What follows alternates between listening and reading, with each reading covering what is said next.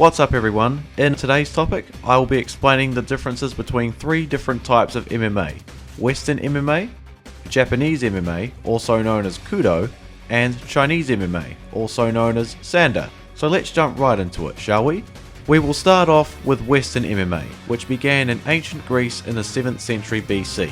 It was known as the sport of pankration, which means all the might in Greek terms, and it was the ultimate combat sport in the ancient Greek Olympics, which combined the techniques of both boxing and wrestling, which were the only two hand-to-hand fighting arts in the Western-controlled world at that time.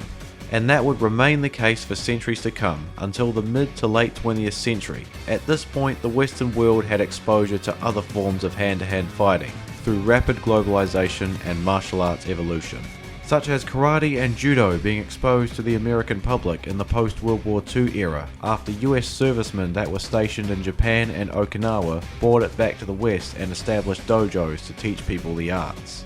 And of course Chuck Norris also played a role in the popularity of karate as well.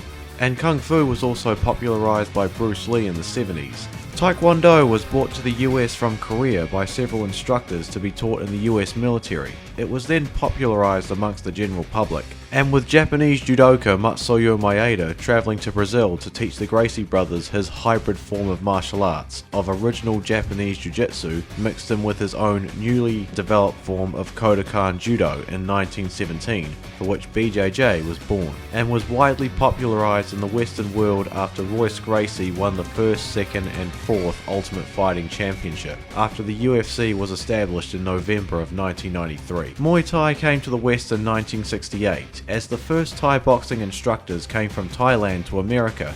At the time, people were stunned to see the art of 8 limbs in action, a form of kickboxing that utilizes elbows and knees. And by the time the UFC came about in 1993, it was considered the most essential striking art for MMA, and still is to this day.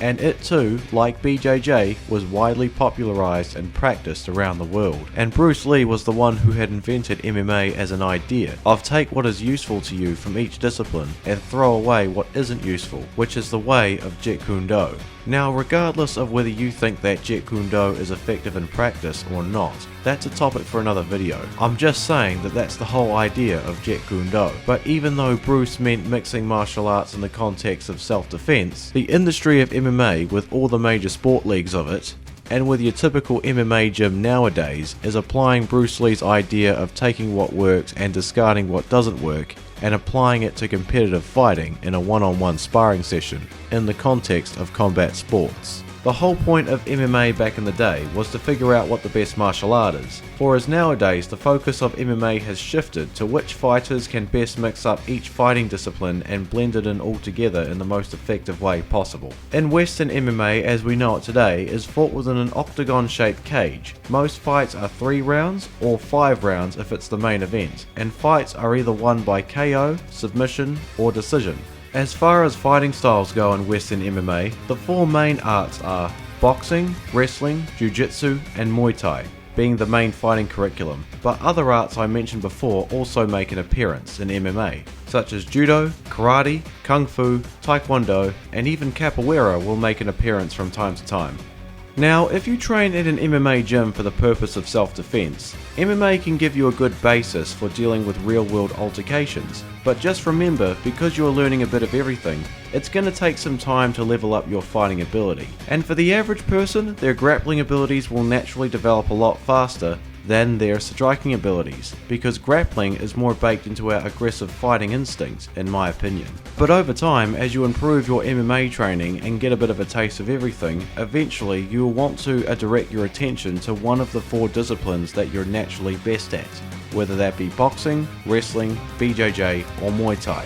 Because even though you can be a little bit good at everything, you can only be the best at one thing, so keep that in mind. But I'm not saying MMA is superior to traditional martial arts for the context of self-defense. because in a real fight, no martial arts technique is 100% guaranteed to protect you in a fight, because in a real fight, there are just too many dangerous variables, such as being attacked by multiple people, but some training in any discipline is better than nothing at all. Now, fun fact, back in the 1990s, in the early days of UFC, MMA was opposed by many and was labelled dirty boxing and human cockfighting amongst other things as well. MMA was even banned in the state of New York in 1997 and wasn't legalized again until 2016. And to this day, MMA remains to be the fastest growing sport in the world. Now onto Kudo. Kudo is a Japanese style of MMA founded in 1981 that utilizes full contact punches, kicks, throws, and grappling techniques. Now, Kudo began as an offshoot from Kyokushin Karate. It was formed by a Kyokushin champion who also held a Dan rank in Judo, so those are the two main fighting arts that Kudo is built upon. He felt like that Kyokushin rules weren't realistic enough, with the no punches to the face and no grappling or throwing being allowed, so he thought he'd make karate more realistic by mixing it in with judo and by introducing a hard plastic helmet that practitioners can wear to make face punching and even headbutting legal but not harmful. And as time went on throughout the 1980s and 90s, Kudo had integrated techniques from boxing, Muay Thai, BJJ and wrestling. So Kudo was one of the forerunners for mixed martial arts. And from what I can tell, the only downside to Kudo is that it is not widely accessible to most people living in the West, so its popularity remains rather small to this day. As far as Kudo for self-defense in the street goes, just like Western MMA, is great, but I think that the gi would represent a problem for the grappling side of things, because in a fight there are no gis. So in utilizing grappling in a real fight from a Kudo background, you would just have to pray that your opponent is wearing thick clothes that are easy to grab hold of. So in the wintertime, maybe. But Kudo takes a very smart approach to self-defense because it addresses grappling on the ground and being effective with those submissions, but stresses the importance of staying on your feet and striking, much more so than ground fighting. Because the last thing you want to have happen in a real fight is to end up on the ground, even though that it can still happen, which is something that Kudo has well figured out. But as far as Kudo training goes, all the problems you see in MMA with injuries to the face are negated through this headgear, which is great for people who work for a living and who also want to experience full contact fighting as well.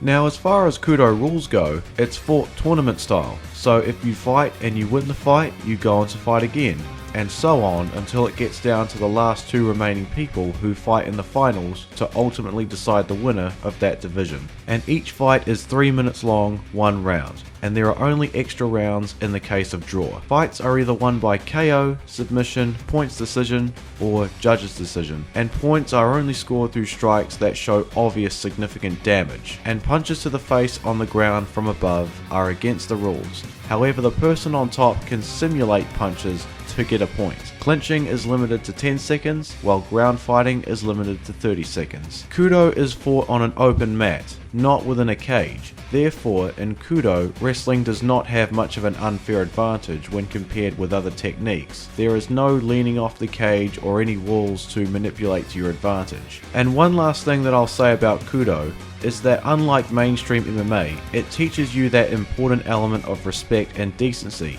just like in the more traditional martial arts. And Kudo, mouthing off at your opponent before the fight starts is strictly taboo, because Kudo acknowledges that at the end of the day, the more harm that you're capable of doing to people, the more kind and respectful that you have to be as a person. So Kudo is similar to MMA, but practiced in a different way and under different rules.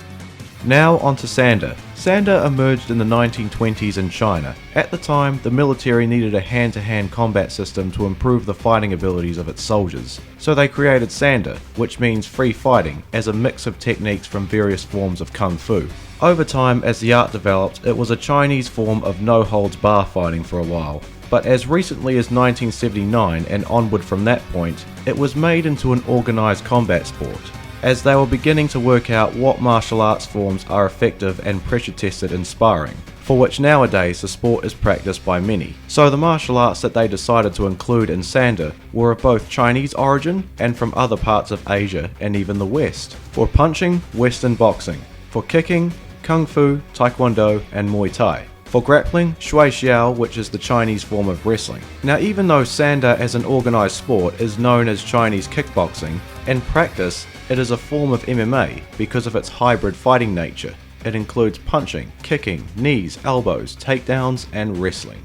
As far as the rules go, Sanda is fought on a platform called a lei tai, and fights are either won by KO or points, which are earned by landing strikes to the body or head, or throwing your opponent, or if the competition is held on the lei tai platform, pushing your opponent off the platform. Now in competition in regards to grappling, once you grab your opponent, you only have a 2-second window to chuck or be able to sweep your opponent. If the sweep or the throw is not done within that time frame, the ref just splits you two up. Fights are 2 2-minute rounds, plus a third round in the case of an even score. Sanda is effective for self-defense. Even with no jiu-jitsu ground fighting, some of those wrestling shui xiao style takedowns would work wonders, and the kicking would be fed to your opponents at a lightning pace speed, and combined with good boxing, it is something that I would definitely trust in a real fight. Thank you all so much for watching. Please like and hit the bell notification if you haven't already so that you never miss a new video upload, and have an awesome day.